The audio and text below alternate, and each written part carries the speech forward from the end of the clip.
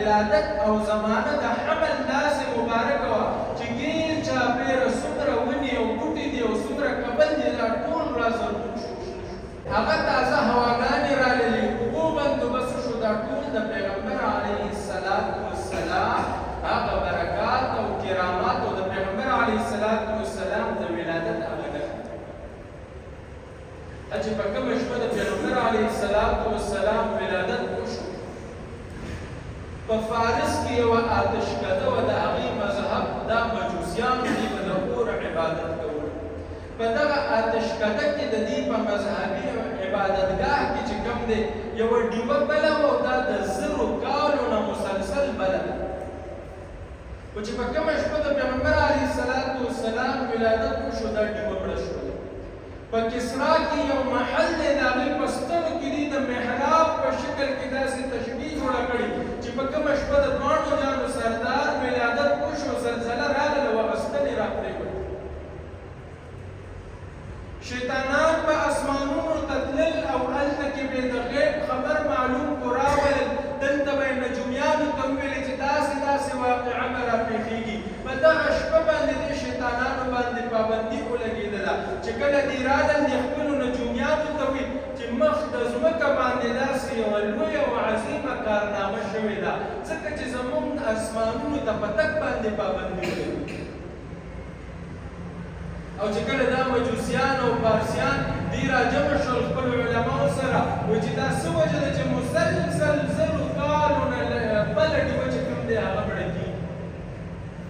او د کسرا داسې عظیم الشان محل کې چې کوم دی دراړونه راځي او په دې زلزله راځي، څه داسې ناپېښه واقعه پېښه شوې ده.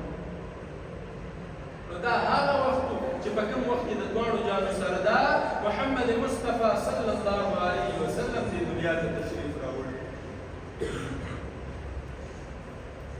پیغمبر علیه السلام ذاتي نومونه خپل نیکه ورله محمد نوم ایښی او خپلې مور بیبي ورله احمد نوم ایښی.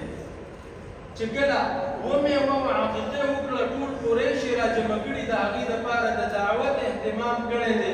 دې عربو تپوس وکړو د حضرت عبدالمطلب صاحب نه چې دا محمد داسې یو نوی نوم دی چې نه ستا په قوم کې چا ایښی، نه ستا په پلار نیکه کې د چا نوم دی. لکه د عربو دا رواج چې دوی به دا نوم تکرار کولو، د پلار نیکه د غور نیکه د دې په قبیله کې چې کوم داسې مشر به تېر و په خپل اولاد باندې به یې همغه نوم کېښودلو، هغه نوم به بار راتللو. خو دا محمد داسې نوم دی چې نه ستا په آبا او اجداد کې شته او نه ستا په قام قبیله کې شته، دا څنګه نوم دې ورلی؟ عبدالمطلب صاحب ورته وایي چې دا زما داسې بچی دی چې د ده تعریف به په اسمان کې خالق او په ځمکه کې به مخلوق کوي، ځکه چې د محمد دا د حمد نه دی. حمد څه ته وایي؟ ښایسته اخلاق او ښکلي صفات او حقیقي کمالات محبت او عظمت سره بیانول.